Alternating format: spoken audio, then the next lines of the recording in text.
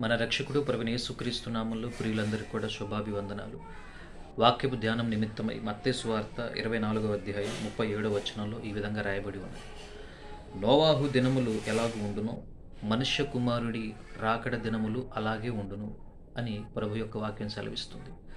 ప్రియులారా, రాకడ హెచ్చరికలో ప్రభు మనకిస్తున్నటువంటి ఒక అద్భుతమైనటువంటి వాక్య భాగం ఇక్కడ ఉన్నది.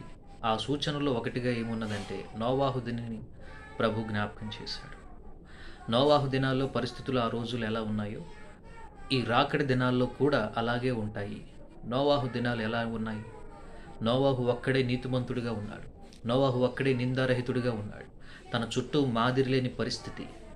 నేటి దినాల్లో కూడా మాదిరి లేని తరం మన ముందు కనబడుతున్న మాదిరి లేనటువంటి విశ్వాసులు కానీ సేవకులు కానీ మనకు తారసపడినప్పటికీ నీవు మాత్రం పరిశుద్ధతను యథార్థతను గట్టిగా పట్టుకోవాలి.